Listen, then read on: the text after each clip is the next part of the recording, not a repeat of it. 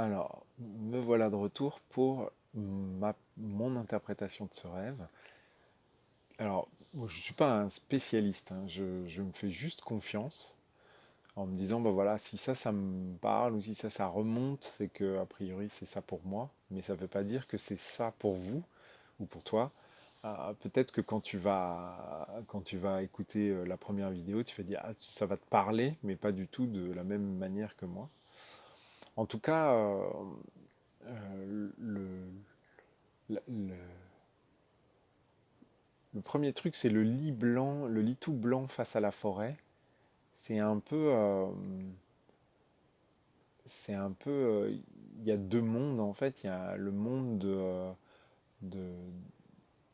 je dirais que la forêt c'est plutôt la réalité et le lit blanc c'est le cocon personnel intérieur que l'on peut avoir, qui lui est comme on est un être de lumière forcément pur et forcément immaculé.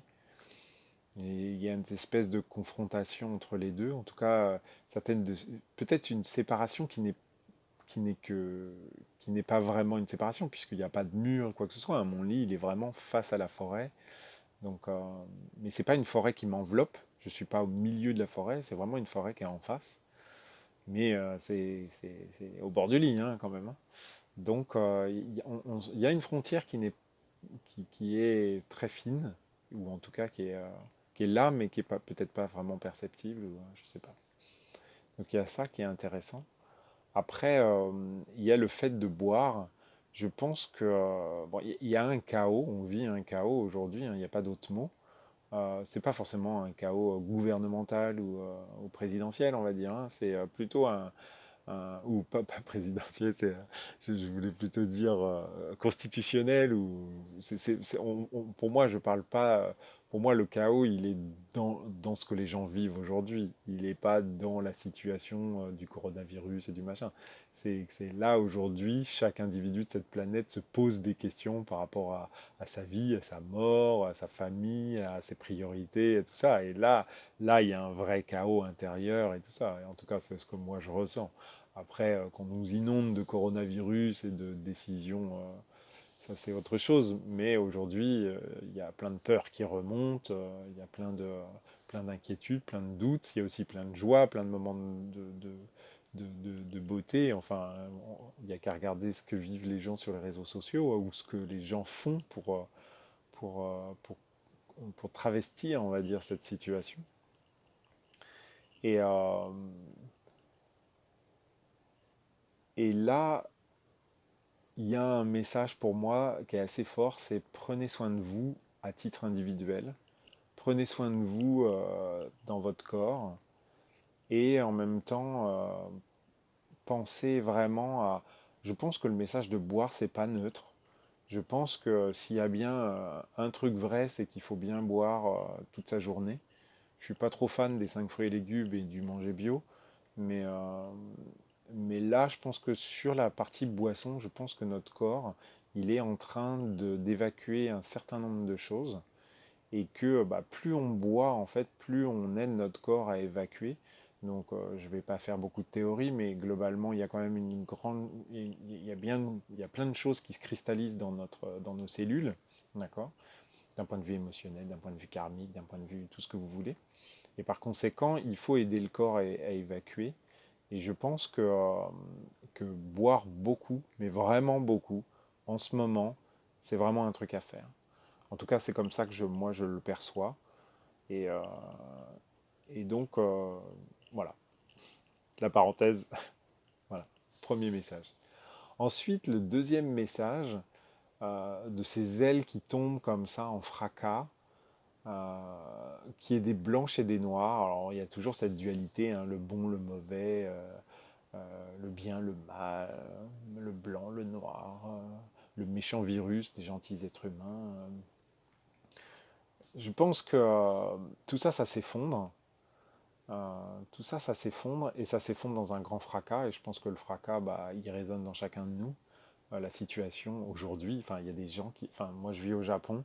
Et bien, et aujourd'hui, on n'est pas, il y a pas de notion de confinement ou des choses comme ça. Donc, on ne subit pas, on ne vit pas ce que les pays européens vivent. Mais, et on trouve ça fou d'ailleurs. Mais enfin, quand on voit les vidéos de Paris ou de Nice qui sont vides, déserts, enfin, c'est inconcevable. Enfin, pour nous, c'est inconcevable. Mais ça va peut-être pas tarder, hein. On a décelé des cas à Tokyo, donc s'il y a 50 personnes à Tokyo qui l'ont, le Japon va l'avoir sous un mois, donc on va probablement vivre ça aussi. Mais en tout cas, ce qu'il faut comprendre, c'est que ouais, il y a du fracas, ouais, il y a cette dualité bien-mal qui est malmenée, mais d'un autre côté, les ailes, elles explosent dans un feu d'artifice. C'est pas une explosion militaire, hein, on ne fait pas sauter une bombe atomique ou un truc comme ça. C'est vraiment un feu de joie, hein. C'est un feu d'artifice. Et donc, tout ça explose pour nous permettre de passer à une autre étape où cette dualité un peu ridicule du blanc et du noir disparaît et où il n'y a plus que le blanc. Il n'y a plus que le rayonnement de chacun de nous finalement. Et, euh, et ce rayonnement-là nous permet de nous élever, puisque c'est bien ça, hein, les ailes, elles se sont transformées, elles ont des espèces de serres d'aigle qui peuvent attraper des trucs. Et pour ceux qui ne seront pas effrayés, comme je l'ai été dans mon rêve, euh, accepteront ou seront attirés par ça, accepteront d'y aller, eh bien, il y aura une élévation. Et, euh, et en fait, on pourra, on pourra vivre ça pleinement. C'est-à-dire que j'ai vraiment volé, alors je ne sais pas combien de mètres, hein, je ne peux pas vous dire, c'était dans un rêve, hein, je vous rappelle.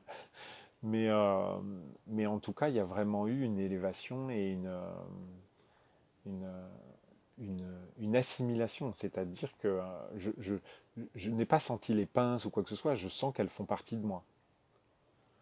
Et, euh, et le final est vraiment intéressant aussi parce que euh, elle me dépose quelque part et quand je me réveille, euh, j'ai le sentiment qu'elles m'ont déposé là où je me réveille.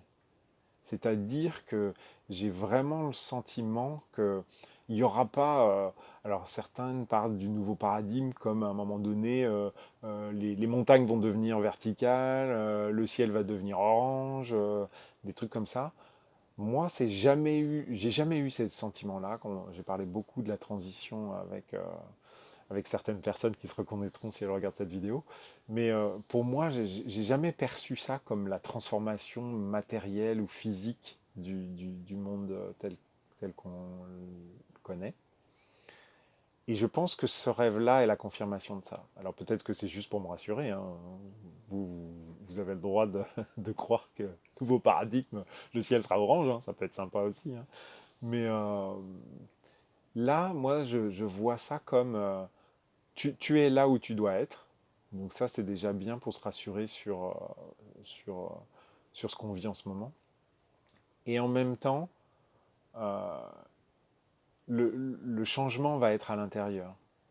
C'est-à-dire que ça ne va pas être le monde qui va changer, le monde matériel qui va changer, mais une perception globale du monde qui va changer. C'est-à-dire que ça va vraiment être notre regard. Là, enfin, déjà, on le voit bien, on vit pas on regarde plus les choses de la même manière, ne serait-ce que sa famille, ne serait-ce que son logement, ne serait-ce que son voisin, ne serait-ce que tout ça change, notre regard change. Et je pense que c'est ça, c'est vraiment notre regard sur le monde. C'est-à-dire que le monde en lui-même ne va pas changer physiquement, matériellement, mais comment on va le regarder, comment on va le percevoir, comment on va interagir avec lui, je pense que c'est ça qui va changer. Alors vous allez me dire, bah oui, c'est un peu naïf. Là, du fait qu'il n'y a plus d'avions et de voitures qui roulent, ça y est, la planète, elle fait yes. Oui, oui, oui, c'est sûr, mais rien ne nous dit qu'une fois que le coronavirus sera parti, tout le monde ne va pas se dire, bon, bah voilà, c'est bon, bon, bah je reprends mon Porsche Cayenne pour aller m'acheter ma baguette de pain à 300 mètres. D'accord. Donc à un moment donné, je pense que ça va avoir plus d'impact qu'on ne l'imagine. et que cet impact-là pourra être pérenne. C'est surtout ça qui est important. En tout cas, c'est le message que moi je perçois. C'est que cet impact-là va être pérenne et qu'il y aura vraiment une phase de avant, après. Voilà. Moi, je ne veux pas faire trop long, ça fait déjà 10 minutes. Donc, voilà. En tout cas, si vous avez une interprétation, je vous l'ai déjà dit dans les commentaires, partagez-la moi. Si vous pensez que mon interprétation, elle résonne chez vous, partagez-moi. Dites-moi, en fait, j'ai vraiment envie de savoir sur ce truc-là ce que ça évoque. Voilà. Super journée. Profitez-en bien et amusez-vous. La vie, c'est fait pour ça.